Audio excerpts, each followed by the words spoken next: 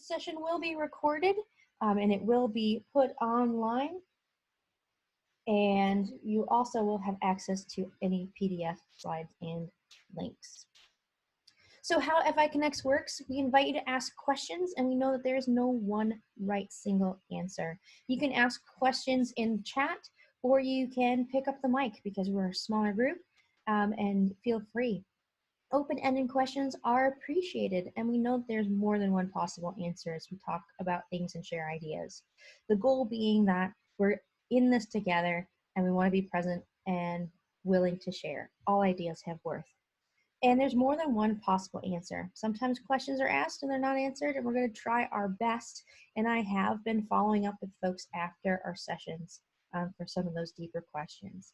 So we want to continue to share and connect. And with that in mind, some of the things we talked about last time, if you're interested, there is that bit.ly on the page. That is going to take you to our YouTube account where past FI Connect sessions have been recorded to share. Last time we talked a little bit about literacy, about how we can continue to be creative in our remote settings, and also the reasons why we use tech and maybe when we don't, and the equity of access. So we had some great ideas, some great feedback, some sharing. But for us, we're going to continue to focus on connections and supports and sharing ideas. So in a moment, I'm going to go ahead and allow you to introduce yourself to a small group, check in, share how's it going. And our question this week is, how do you keep yourself and those you support motivated and engaged after so many weeks of isolation right now and social distancing? It's pretty tough. We're about 6 weeks in, many of us, and we're starting to feel that fatigue, right? So we've gotten enormous feedback and requests for more opportunities for breakouts and conversation and connection. So in a moment, you will be put into a small room. Feel free to open up your microphone that's in the lower left-hand corner and go ahead and introduce yourself, check in, how's it going? And if you don't feel like you want to check in and chat, that's fine too. Our conversation is going to be about 5 minutes. So you can hang out if you would like, but the whole goal of FI Connects and why we're here today is to connect and talk with one another. So again, we are going to introduce ourselves, share how it's going, and a little bit about how are you keeping yourself motivated, or maybe those that you work with engaged after so much of this isolation and social distancing. I'm going to go ahead and put you in those breakout rooms. See if it's going to let me. Give me a second, folks. I have to stop screen sharing so I can gain access to that. There we go.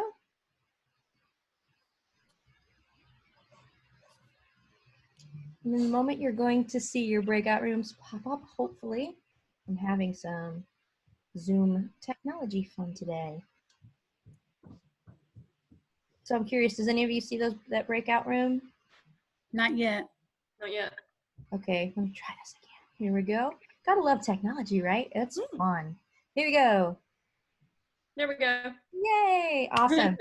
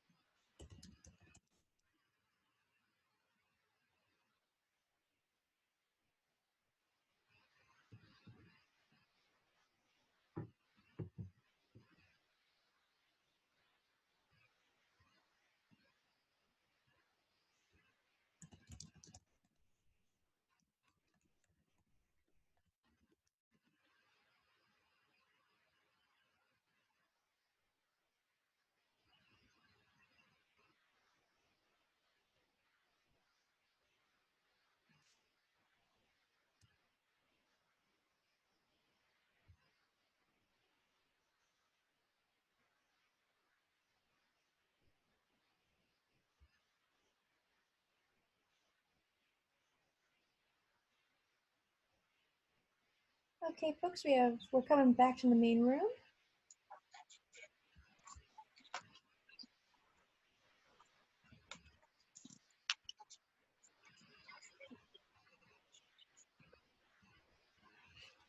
Welcome back. See everybody back in the main room. I hope you had an opportunity to kind of share a little bit. I know that's not a whole lot of time, but we find if we do too long, we start to lose people, but we want to create those opportunities where you are kind of able to check in with other people and see how it's going. And we know, how we're engaging and motivating others right now and ourselves. It's becoming harder and harder kind of as time is going on. And in fact, our next coaching session is going to be cued in and around the ideas of maintaining that motivation and that momentum in our current remote learning situations. So I'm going to go ahead and I'm going to jump right in with our fantastic co-facilitators. I'm joined today by Stacey Lovdahl and Marcia Sirkin, and they have graciously offered to share some ideas and thoughts with us today. They're going to be introducing themselves a little bit more, but you'll also notice in our feedback form before you leave today, if you're interested in opportunity to kind of co-facilitate, share kind of what you're doing and how you're managing and supporting your folks, please feel free to reach out and let me know, and we can create an opportunity for you here at FI Connects. So we're going to jump right in, and Stacy, I'm going to have you go ahead and open up your mic. Okay, so I'm Stacey Lovdahl. I'm over here on my other screen, so I'm going to try not to look at the wrong place. And I am an ITF with Catawba County Schools, and I'm also on loan to DPI's Digital Teaching and Learning Division. So back in the old days, I used to drive around and do PD for districts in the western part of the state. But now I am just trying to Zoom everywhere that I go, or Google Meet, or Microsoft Teams, or whatever, to try to replace that experience a little bit.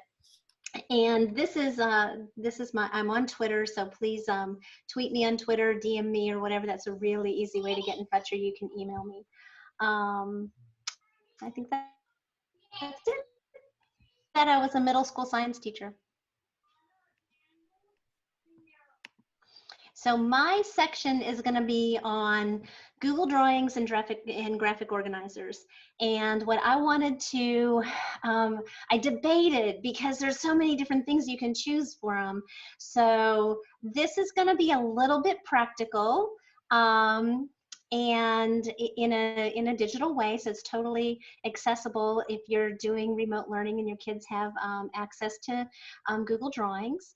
And if you have the slide deck, then you'll be able to click on the you'll have the whole presentation, and you can kind of go through it and see what's see all of the guts that are in there. But in order to kind of keep this short and sweet, or shorter and a little bit shorter, is I'm going to just zing through a couple of slides. So the first part, and this will go really fast, is I just want to say John Hattie out loud, visible learning out loud.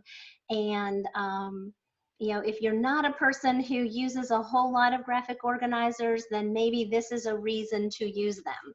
And if you are a person who's thinking maps and all that kind of stuff, then let you know that you're doing something awesome, all right, and just keep on doing that. So if you go to the next slide, and it starts, can I click on them, Jacqueline, or are you're driving? Yeah, I'll drive for you. Okay. So yeah, this is just a little bit about start with why, like why use a graphic organizer. So next slide. And if you don't know John Hattie's work, then Google him. He's got a bunch of books. The one that this is referring back to is his work on analyzing the effect size of different things that affect student achievement, and it's everything from instructional strategies to homelessness. It's not, it's not as narrow as just what we do in the classroom.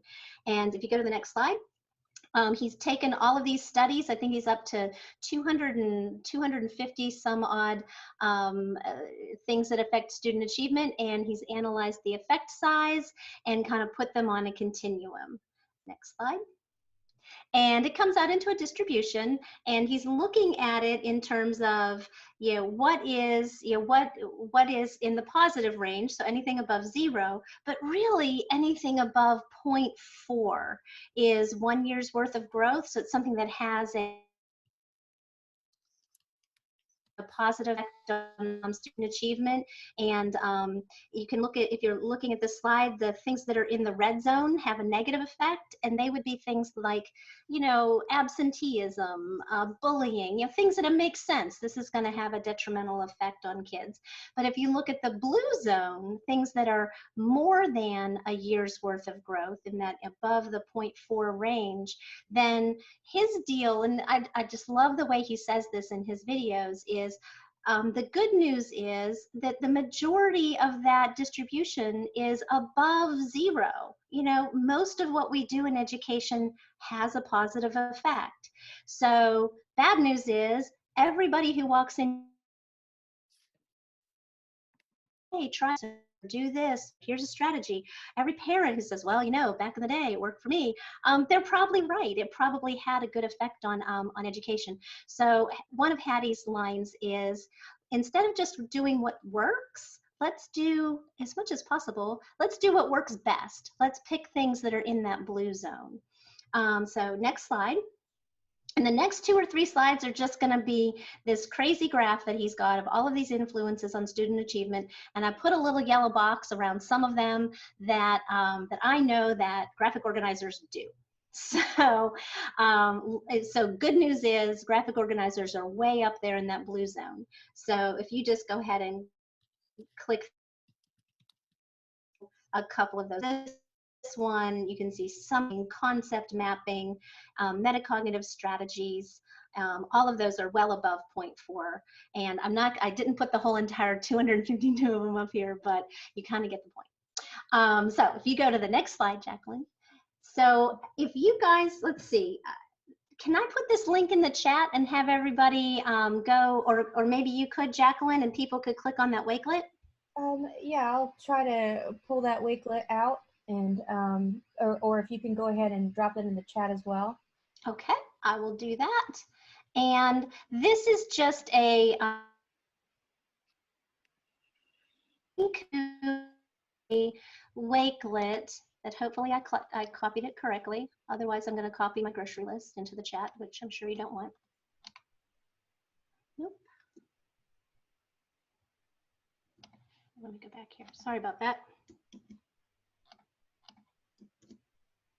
Okay, so this is one of my first Wakelets that I started, and if you're not a Wakelet person, there's a whole Wakelet tribe on Twitter.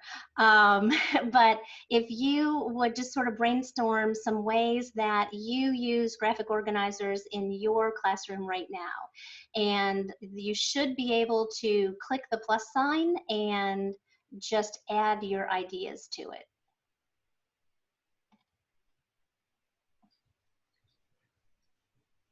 And if it's not working, let me know. And we will just skip by it, and I'll collect your ideas at the end after Marcia's talk and after I fix it.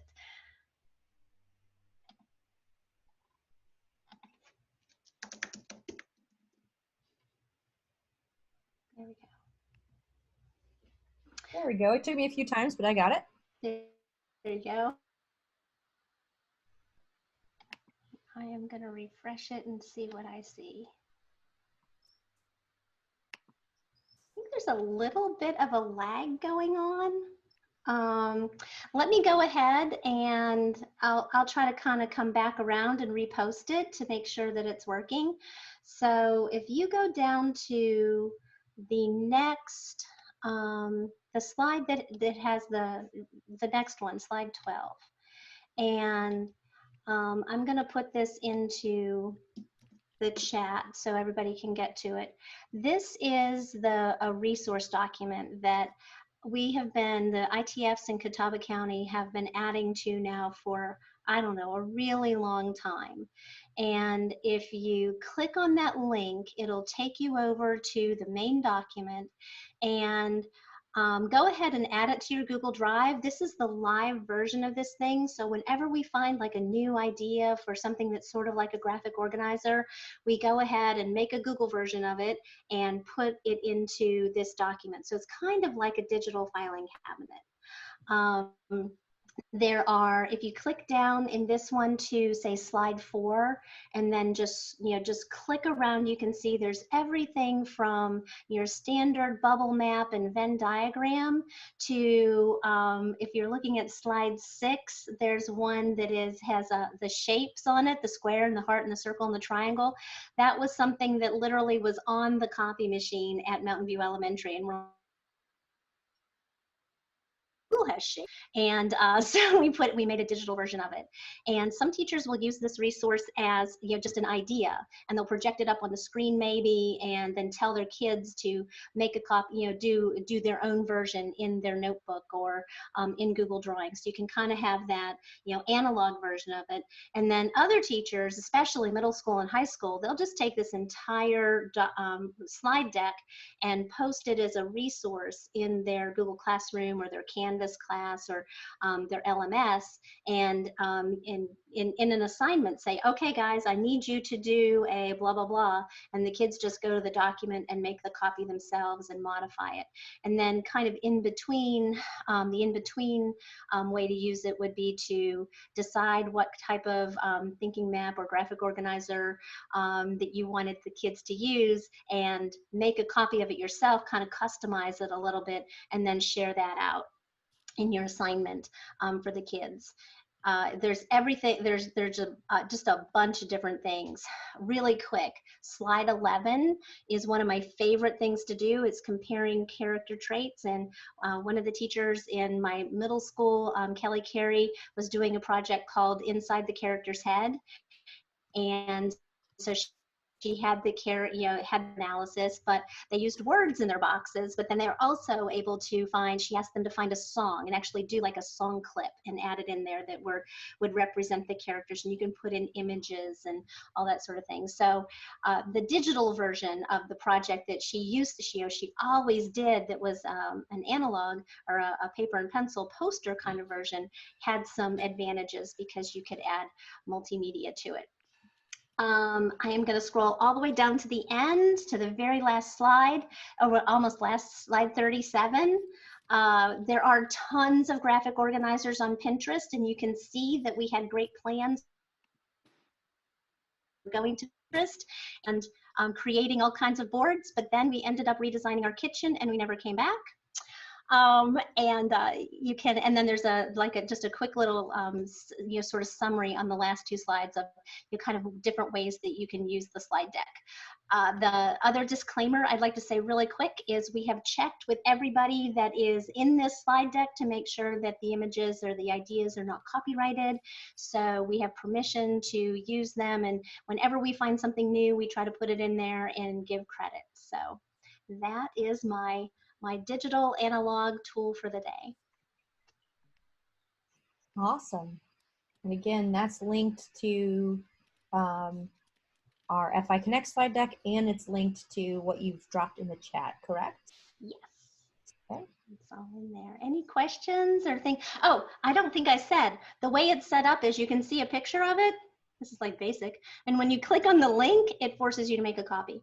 So you can do whatever you want to with your copy because the original is back there in the slide deck. Fantastic.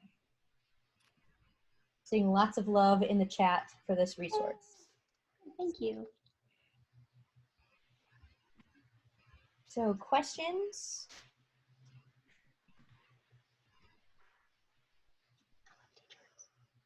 Feel free to drop it in the chat, or you can pick up the mic.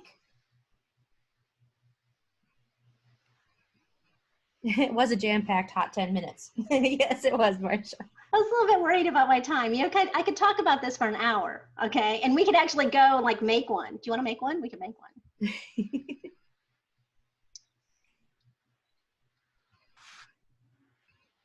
So let's see if Well, I'll give it another moment for any questions. But again, if you've got questions, we'll have time at the end as well. I have a question, Stacy. What would be the likelihood of this getting transferred to Go Open?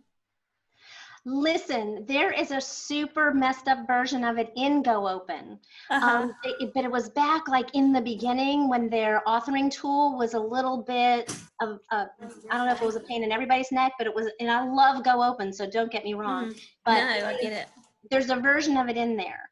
So if you Google it, if you search for it in Go Open under graphic organizers, you should be able to find it. But I'm gonna try to re-upload it because their authoring tool is a whole lot easier now. Is it more Google friendly than it was a few months ago? Yeah, it is. They've been working on it to make it so that there's still a lot of requirements to make sure you tag things and align things and all of that, so that sort of the searchability of the information stays intact, but it's a little bit more Google friendly now. Yeah. So yeah, it's the definition of open.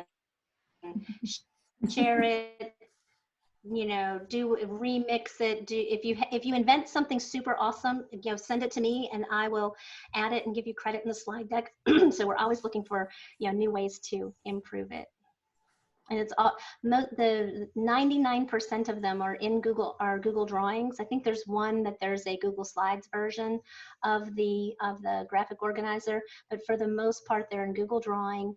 And if you were to use it with younger, well, actually probably all kids, definitely middle schoolers, because they have access to all the things when they're in a Google Drawing.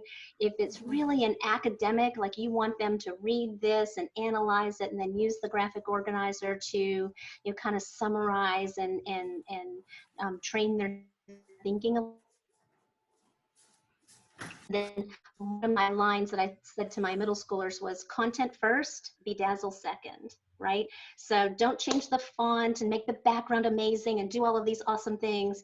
It's just a bubble map and I want to know what you know about the 4 stages of mitosis, right? So if it's super practical, then kind of give them that direction.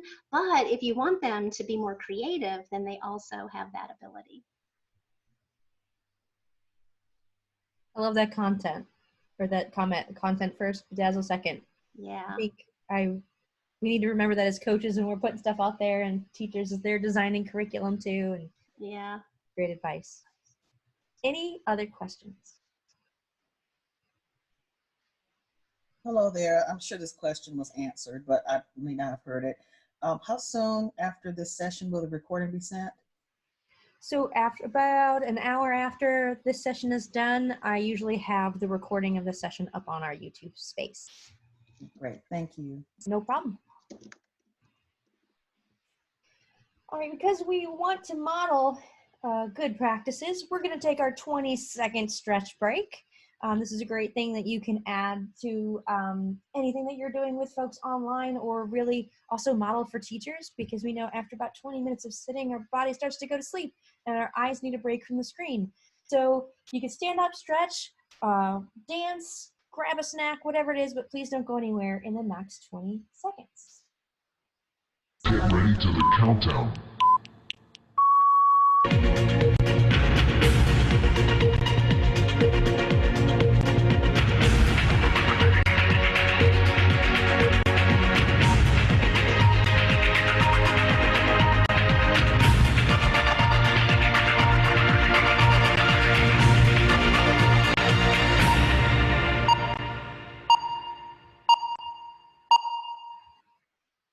All right, folks, I hope you liked that little mini break.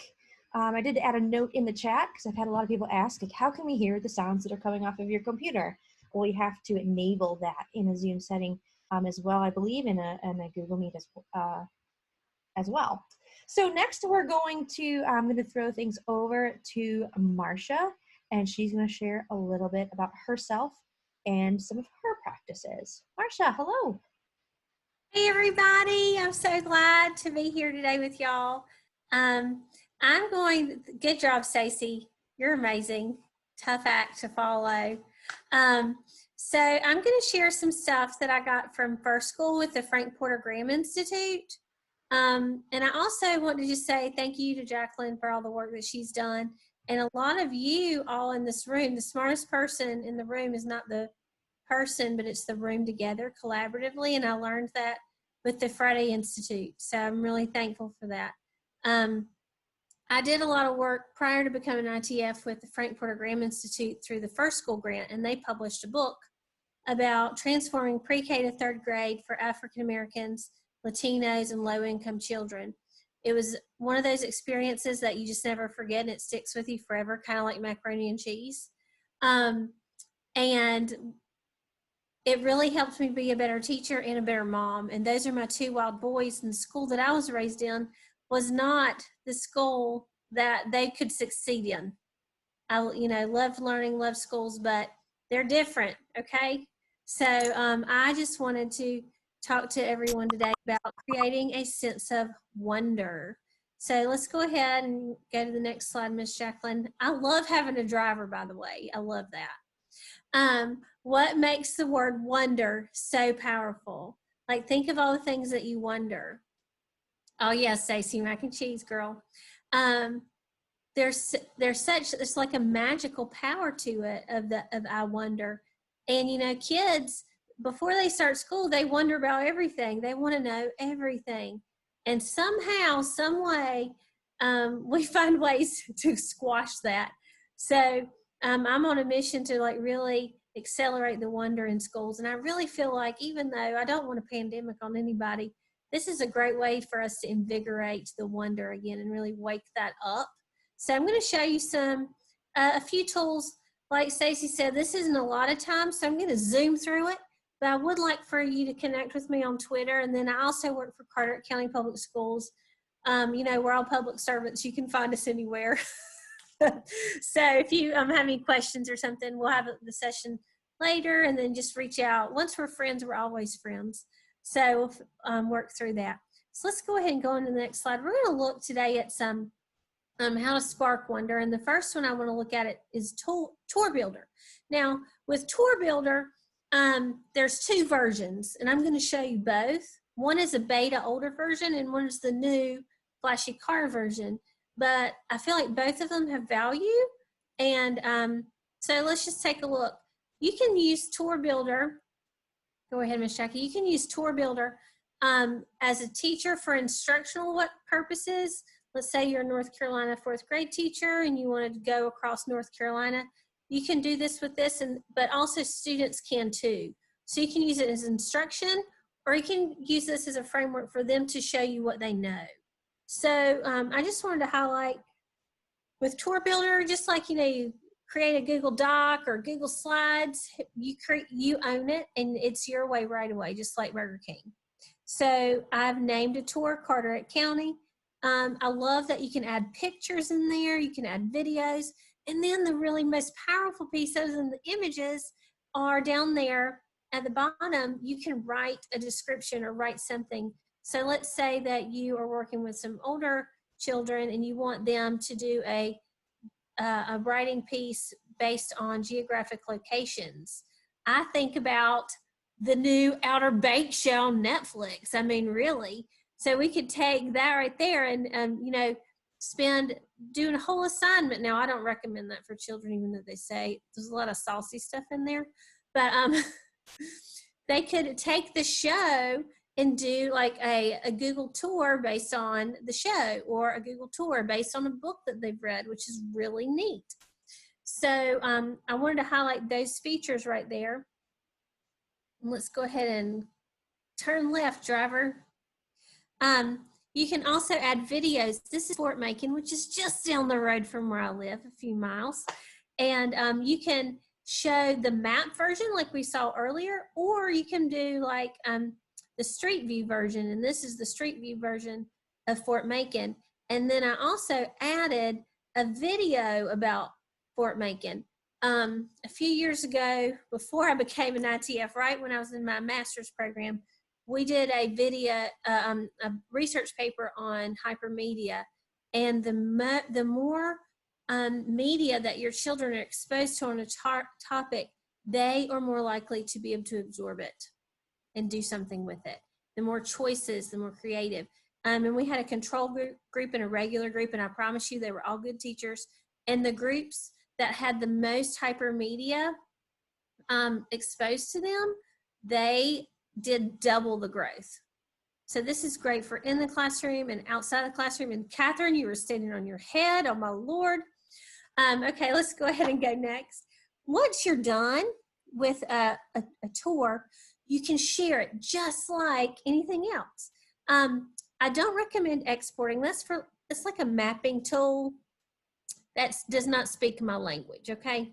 So if it doesn't speak my language, and I've been in this field for quite some time, it's not gonna really speak the language of a novice tech person either. So I suggest opening in Google Earth, which sends us on to our next platform.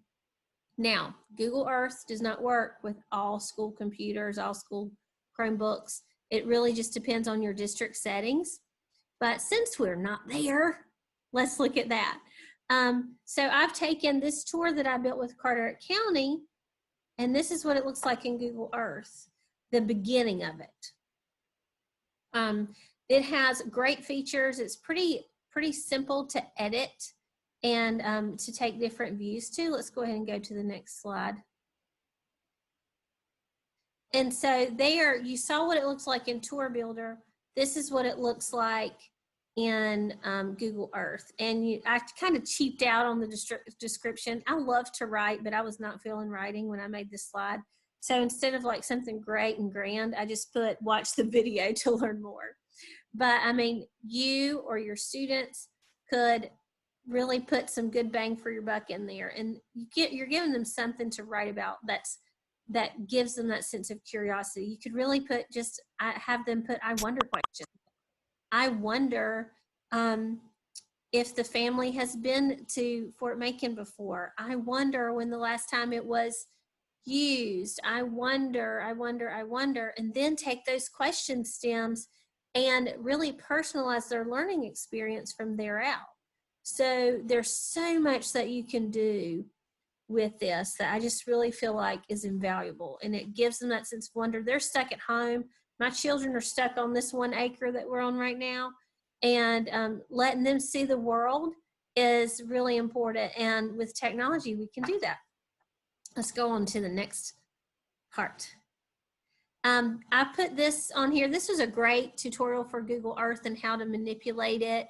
There's so many different things that you can do with it. I mean, I could probably spend a lot longer time just on Google Earth, but this video is very clear, concise, and convincing. So take a look at that at your leisure later. The next one I want to share with you is Nearpod, and it's just for a second, just because not everybody, like I wouldn't give Google Earth as an assignment for kindergartners, but this is something that I did do with kindergartners this week, and it's See the World with Sirkin. And I use Nearpod and integrate it with my Google Slides. So you'll look, this looks like Google Slides. It's because it is.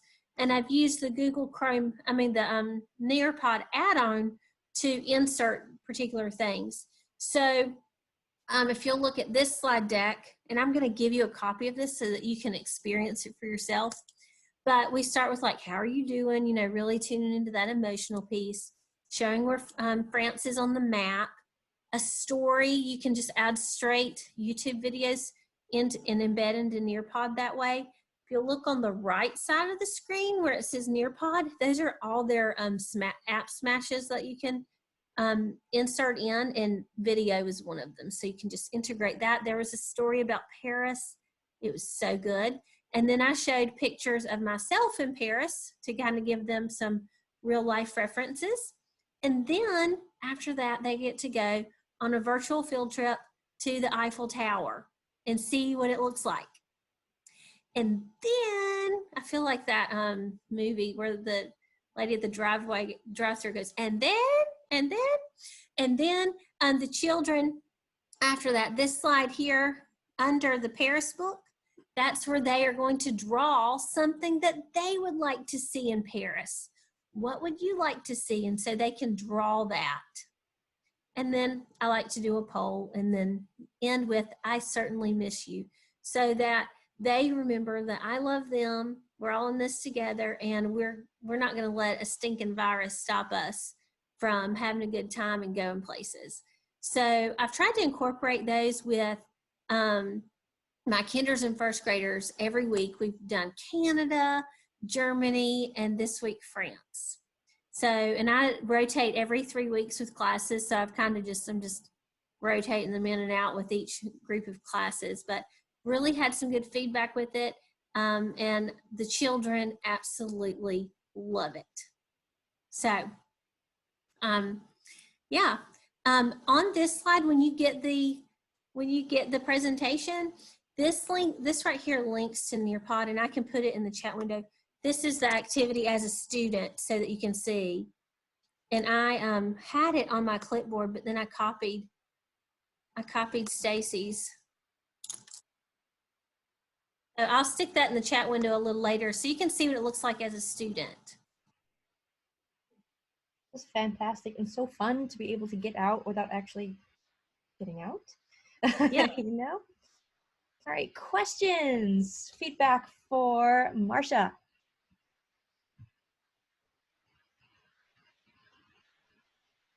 Feel free to add to the chat, or you can pick up the mic.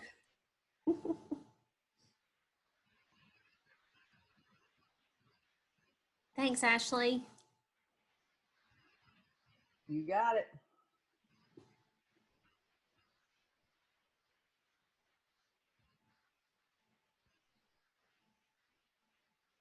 So Tanya says she's going to be sharing that tour builder. Wonderful. Thank you, Paul. We love you.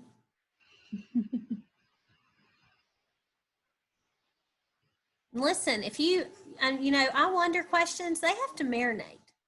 So if you get into thinking about this and you find something, then you're like, I wonder what Marcia thinks about this, or I wonder if she's tried this, just send me a DM on Twitter. I'll be happy to work with you. Marsha, I have a question. Mm-hmm. Can you still, I haven't done it for a while, but can you upload your own pictures or your own, like if you were to do a panorama or something like that to Tour Builder and do real places still? Or Yes. places? Mm-hmm. Yes. Now, what I like to do with that is I like to insert it in Google Street View. I did one of my classroom. I have my classroom in one, which is neat. So when you Google White Oak Elementary School, you can see what our computer lab looks like. Well, it's a STEM lab now. There's no computers in there. But yes, you can definitely upload those. And I have a nice little 360 camera that you can take that with. But children can do it with their phones. So we did I put it in the chat, a community geography project with high schoolers. So they were able to drive around to these historic places in the community.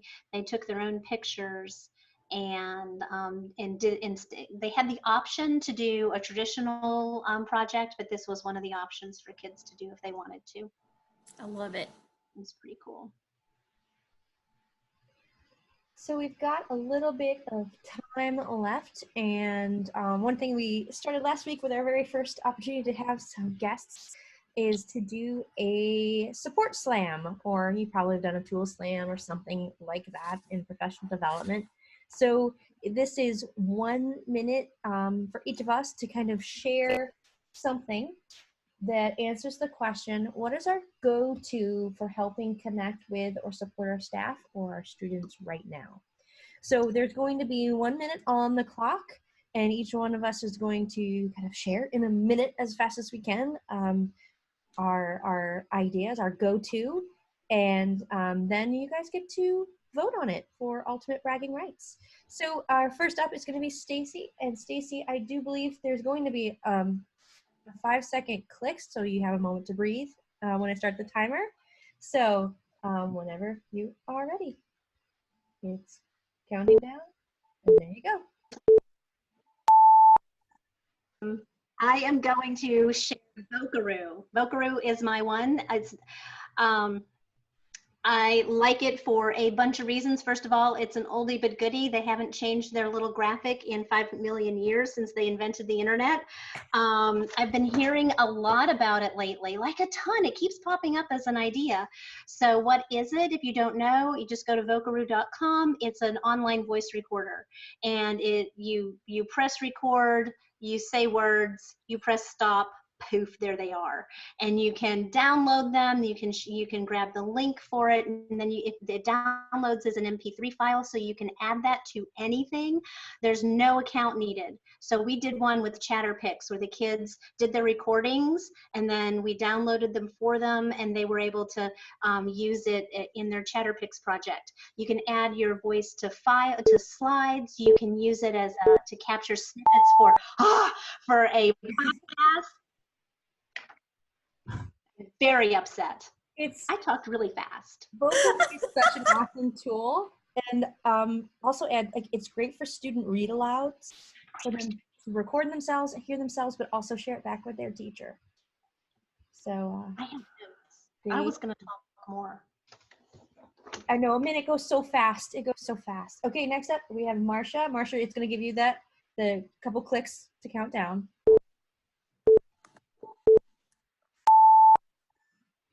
Okay, y'all, I've already talked to you a little bit about Nearpod, but to me, it is like the best thing since sliced bread, okay? It's great for your teachers who need that extra little to get out there and try new things. You can get great feedback.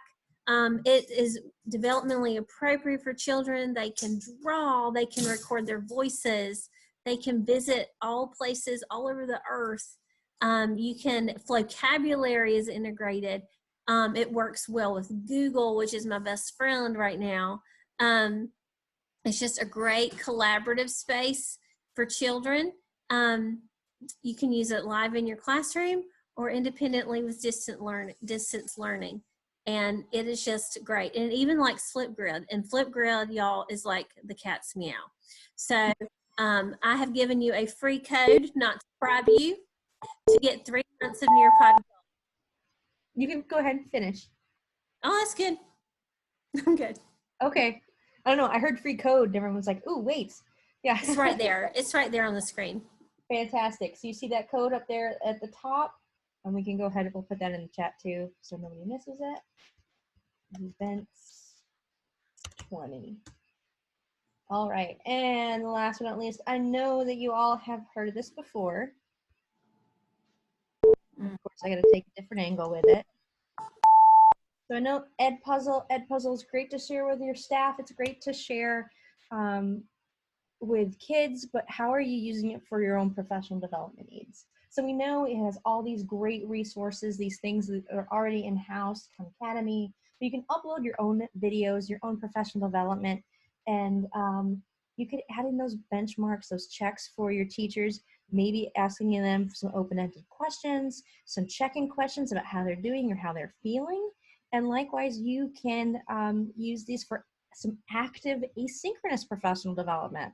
Really focus on your colleagues' attention, their takeaways, those concepts, gain that feedback and get some data so you can follow up with them one-on-one later. So there's that analytics tool where you can kind of see what they viewed and what they've done. We know we've used that for students.